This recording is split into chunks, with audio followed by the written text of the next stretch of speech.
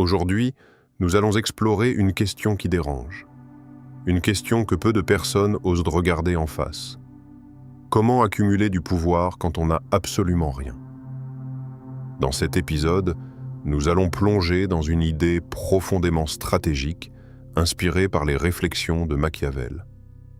Comprendre comment certains individus parviennent à bâtir une influence immense, alors qu'ils commencent leur parcours sans argent, sans statut et sans soutien. Bienvenue sur Sculpture Mentale, la chaîne dédiée à l'exploration des mécanismes invisibles de l'esprit, à la compréhension des stratégies mentales qui transforment une pensée ordinaire en force intérieure, et à l'étude des principes qui façonnent les esprits capables de construire leur propre destin. Alors, si ces sujets résonnent avec vous, abonnez-vous dès maintenant à la chaîne Sculpture Mentale et activez la cloche de notification pour ne manquer aucune de nos prochaines explorations. Chaque nouvelle vidéo est pensée pour provoquer une réflexion profonde et vous pousser à dépasser les limites invisibles que la plupart des gens n'osent jamais remettre en question. Car la vérité est simple. Les idées que vous allez entendre aujourd'hui pourraient changer la façon dont vous percevez le pouvoir, la richesse et votre propre potentiel. Et avant de commencer, j'aimerais vous laisser avec une réflexion personnelle. Si quelqu'un peut construire une influence immense en partant de rien, si certains individus transforment le manque en avantage stratégique, alors la vraie question n'est peut-être pas « Que possédez-vous aujourd'hui ?» La vraie question est plutôt « Que pourriez-vous devenir si vous appreniez à utiliser pleinement ce que vous avez déjà en vous ?» Prenez un instant pour y réfléchir. Et restons ensemble jusqu'à la fin de cette vidéo pour découvrir ce que Machiavel peut réellement nous apprendre sur l'art d'accumuler du pouvoir quand on n'a absolument rien. Parfois, le pouvoir ne naît pas dans l'abondance. Il ne surgit pas dans les palais, ni dans les bureaux luxueux, ni dans les cercles où l'on échange des cartes de visite. Il naît ailleurs, dans un endroit où la plupart des gens fuient, le vide. Dans le silence, dans ce moment inconfortable où un individu regarde sa propre vie avec lucidité et réalise qu'il ne possède rien. Pas d'argent, pas d'influence, pas de réseau, pas de statut, juste une réalité brute. Et ce moment est plus important qu'il n'y paraît, parce que la plupart des gens passent leur vie à éviter ce face-à-face. Ils remplissent leur journée de distraction. Ils s'occupent, ils consomment, ils parlent de projets, mais très peu s'arrêtent pour regarder la vérité. Alors laisse-moi te poser une question simple, mais dérangeante. Si tu n'as rien, pourquoi certaines personnes réussissent-elles quand même à construire un empire? Pourquoi certains individus, partis de zéro absolu, deviennent-ils les architectes de leur propre destin, alors que d'autres restent prisonniers des mêmes circonstances pendant des années? Qu'est-ce qui les différencie réellement? Est-ce l'intelligence? Est-ce la chance? Ou est-ce quelque chose de beaucoup plus invisible? Quelque chose que la plupart des gens ne remarquent même pas? Niccolò Machiavelli écrivait une observation brutale sur la nature humaine. Les hommes oublient plus facilement la mort de leur père que la perte de leur patrimoine. Pourquoi une phrase aussi froide? Parce qu'elle révèle quelque chose de profond sur la psychologie humaine. Les gens ne sont pas seulement attachés à ce qu'ils possèdent, ils sont attachés à l'idée de posséder. Maintenant, pose-toi une question honnête. Quand tu dis que tu n'as rien, est-ce vraiment vrai? Ou bien as-tu peur de perdre le peu de confort, les petites habitudes, les certitudes fragiles auxquelles tu t'accroches déjà? Parce que souvent, le véritable obstacle n'est pas l'absence de ressources. C'est l'attachement aux limites. Combien de décisions dans ta vie sont prises pour éviter un risque? Combien d'idées as-tu abandonnées avant même d'essayer? Combien de fois as-tu préféré rester dans ce que tu connais, plutôt que de t'aventurer dans ce que tu pourrais devenir? Et si le véritable problème n'était pas que tu n'as rien, mais que tu refuses de commencer à partir de rien? Le premier pouvoir, le contrôle de l'esprit. Avant toute richesse, avant toute influence, Avant même que le monde ne commence à remarquer ton existence, il existe un pouvoir plus ancien, un pouvoir silencieux, un pouvoir que personne ne peut voir, mais que tout le monde peut ressentir, le pouvoir sur soi-même. Beaucoup de personnes passent leur vie à essayer de contrôler les circonstances, leur environnement, leurs opportunités, les opinions des autres, mais elles négligent le seul territoire qui détermine réellement leur destin, leur esprit. Niccolò Machiavelli observait la nature humaine avec une lucidité presque dérangeante. Il écrivait « Celui qui contrôle ses peurs devient maître de ceux qui vivent dans la peur ». Cette phrase semble simple, mais elle contient une stratégie entière. Parce que la peur est l'un des mécanismes les plus puissants qui gouvernent les décisions humaines. Observe le monde autour de toi. Combien de personnes renoncent à leurs ambitions simplement parce qu'elles craignent le regard des autres? Combien d'idées restent enfermées dans l'esprit de quelqu'un parce qu'il a peur d'échouer? Combien de projets meurent avant même de naître, simplement parce que l'incertitude paraît trop inconfortable? Maintenant, pose-toi ces questions avec honnêteté. Combien de décisions dans ta propre vie sont dictées par la peur? La peur d'être jugé, la peur de perdre ce que tu as déjà, la peur de prendre un chemin différent de celui que tout le monde emprunte. Combien de rêves as-tu abandonnés simplement parce qu'une personne autour de toi t'a dit que c'était impossible? Et si tu regardes attentivement ton quotidien, combien de fois choisis-tu le confort au lieu de la puissance? Le confort d'une routine connue, le confort de ne pas te confronter à tes limites, le confort de rester dans un environnement qui ne te demande pas de grandir. Mais il y a une question encore plus profonde. Imagine un instant que tout ce qui structure ta vie disparaisse. Ton argent, ton statut, tes relations, tes certitudes. Si tout cela s'effondrait demain, ton esprit resterait-il stable ou tomberait-il avec le reste? Parce que la réalité que beaucoup de gens refusent d'admettre est la suivante. La majorité ne possède pas réellement de contrôle intérieur. Elle possède seulement des circonstances favorables, et lorsque ces circonstances disparaissent, l'identité disparaît avec elle. C'est pour cette raison que le premier pouvoir n'est pas visible. Il ne se mesure pas en argent. Il ne se mesure pas en influence. Il se mesure dans ta capacité à diriger ton propre esprit, même lorsque le chaos apparaît autour de toi. Et cela soulève une question que peu de personnes osent se poser sérieusement.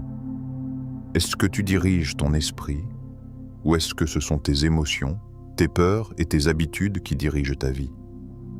Le pouvoir invisible, la perception. Il existe une dimension du pouvoir que la plupart des gens ignorent complètement. Une dimension silencieuse.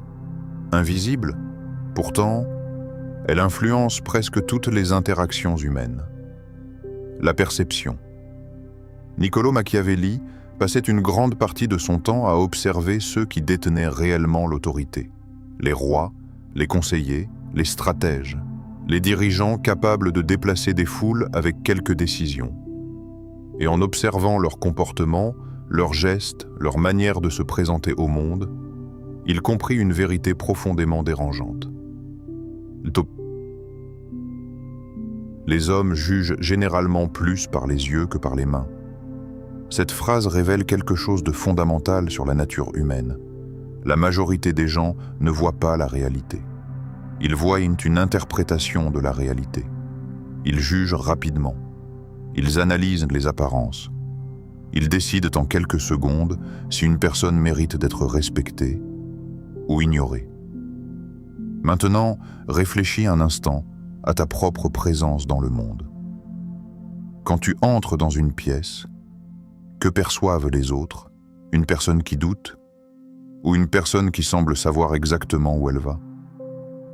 Quand tu parles de tes idées, ton attitude transmet-elle de la conviction ou de l'hésitation? Lorsque quelqu'un t'observe pour la première fois, perçoit-il de la détermination ou une énergie qui cherche l'approbation?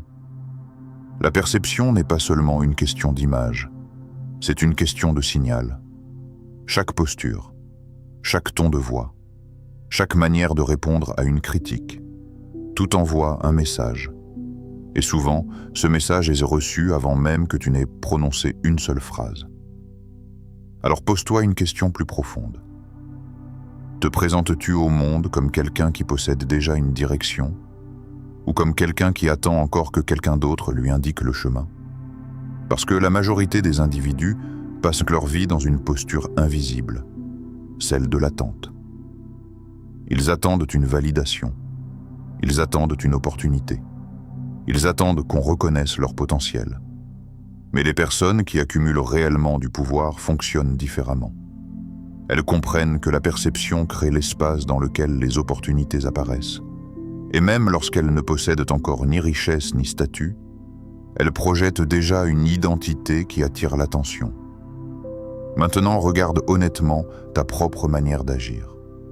Dans tes conversations, dans tes décisions, dans ta manière de te tenir face aux autres. Te comportes-tu comme quelqu'un qui construit progressivement une position de pouvoir? Ou comme quelqu'un qui attend encore qu'on lui donne la permission d'exister pleinement? La richesse avant l'argent. La plupart des gens associent immédiatement la richesse à l'argent.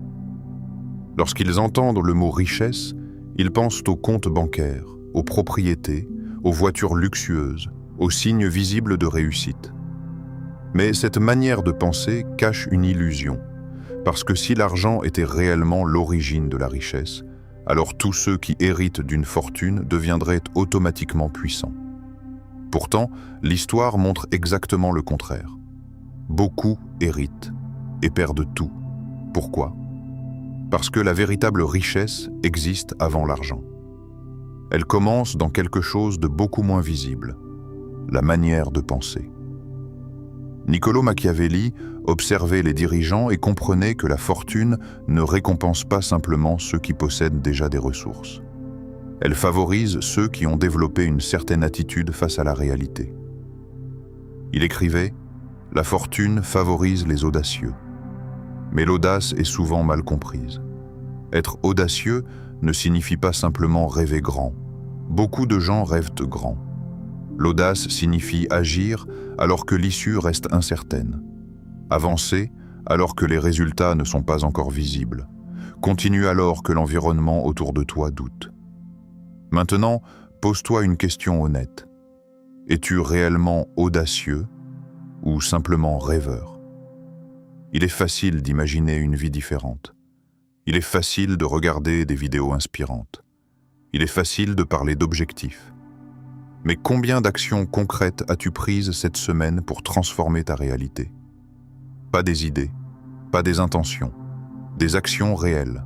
Combien de fois as-tu remplacé l'action par la consommation de contenu? Combien d'heures passées à observer la réussite des autres, au lieu de construire la tienne? Et maintenant, une question plus inconfortable. Quand tu imagines le pouvoir, qu'imagines-tu vraiment? La reconnaissance, le respect, la liberté? Ou imagines-tu simplement l'image extérieure du pouvoir, sans vouloir traverser le processus qui le construit? Parce que la différence entre ceux qui accumulent réellement de la puissance et ceux qui restent spectateurs est souvent invisible. Les premiers utilisent de leur temps pour bâtir. Les autres utilisent de leur temps pour imaginer. Et cette distinction soulève une question que peu de personnes affrontent avec honnêteté. Veux-tu réellement le pouvoir ou veux-tu simplement le fantasme du pouvoir? Le test du désir. Il existe un moment précis dans la vie où le désir cesse d'être un simple souhait et devient une force qui te consume. Un moment où ce que tu veux devient plus qu'une idée, plus qu'un rêve. Il devient une obsession. Et c'est à ce moment-là que tout peut changer. Niccolò Machiavelli écrivait avec une lucidité tranchante. Les hommes offensent soit par peur, soit par haine. Ces mots révèlent la nature humaine, mais ils laissent un vide pour ceux qui veulent construire quelque chose de plus grand. Parce que le véritable pouvoir ne naît pas de la peur ni de la haine. Il naît d'une volonté indomptable. d'une force intérieure qui refuse de reculer, même lorsque tout semble contre toi. Alors regarde ta propre vie. Ton désir est-il assez puissant pour te faire avancer quand personne ne regarde? Quand les encouragements sont absents? Quand les résultats se font attendre? Quand le chemin semble interminable et silencieux? As-tu la discipline de continuer malgré l'incertitude? Es-tu prêt à te lever chaque jour et à travailler dans l'ombre, sans reconnaissance immédiate? Peux-tu accepter l'isolement, le doute des autres, les critiques acerbes, les moments où chaque action semble inutile? Parce que voici la vérité que peu de gens osent affronter. Le pouvoir exige un prix. Et ce prix n'est pas matériel. Il ne s'achète pas. Il se paye avec le temps, avec la constance, avec le courage de s'exposer aux échecs, encore et encore. La plupart des gens abandonnent avant même de connaître ce prix. Ils se découragent face aux premiers obstacles. Ils confondent l'inconfort temporaire avec une impossibilité définitive. Ils regardent les autres avancer et se consolent en pensant « ce n'est pas pour moi ». Mais ceux qui construisent réellement la puissance comprennent quelque chose d'essentiel. Le désir n'est pas juste un sentiment. C'est un test. Un test qui détermine si tu es prêt à accepter le coût invisible de la réussite. Alors demande-toi, honnêtement, es-tu prêt à passer ce test? Es-tu prêt à laisser ton désir devenir le moteur qui te pousse quand tout le reste te dit de t'arrêter? Parce qu'au moment où tu l'acceptes, la vie change, même si personne autour de toi ne s'en rend compte. Le doute qui révèle la vérité. Maintenant, arrête-toi un instant. Respire profondément. Pas pour te calmer, pas pour fuir la réalité, mais pour regarder ton existence avec une honnêteté que peu de gens osent. Ferme les yeux, mentalement, et pose-toi ces questions difficiles. Si tu continues exactement comme aujourd'hui, sans changer tes habitudes, sans agir différemment, où seras-tu dans 5 ans? Dans la même routine, avec les mêmes résultats? Ou peut-être même moins, parce que le temps n'attend personne et ne pardonne rien. Regarde attentivement tes journées. Chaque action, chaque décision, chaque habitude, construisent-elles réellement ton pouvoir ou détruisent-elles silencieusement ton potentiel? Combien de moments as-tu laissé filer à remettre à plus tard ce qui aurait pu te rapprocher de tes objectifs? Combien d'opportunités ont glissé entre tes doigts simplement parce que tu n'as pas osé passer à l'action ou parce que tu t'es satisfait de ce qui semblait confortable?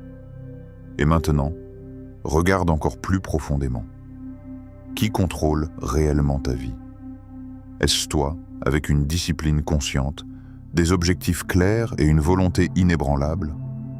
Ou est-ce le flux automatique de tes habitudes, ces routines invisibles qui dictent tes journées et façonnent ton destin sans que tu t'en rendes compte? Niccolò Machiavelli disait « Un prince prudent doit choisir la voie qui dépend le moins de la fortune. » Une vérité simple, mais puissante. Celui qui cherche le pouvoir ne laisse rien au hasard. Il ne s'en remet pas à la chance, aux circonstances favorables ou aux événements qui semblent apparaître par miracle. Il construit sa trajectoire. Il prend des décisions stratégiques. Il organise son quotidien pour que chaque geste, chaque effort, chaque pensée serve un objectif précis.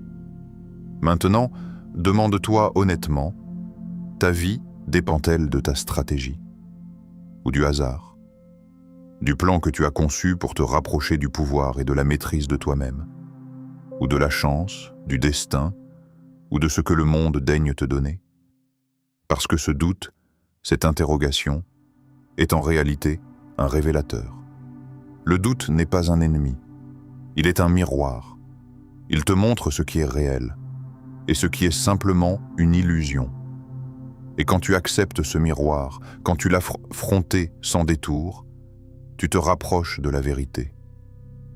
Soit tu construis ton pouvoir consciemment, soit tu continues à le laisser se dissoudre dans l'invisible sous le contrôle des habitudes et de la fortune.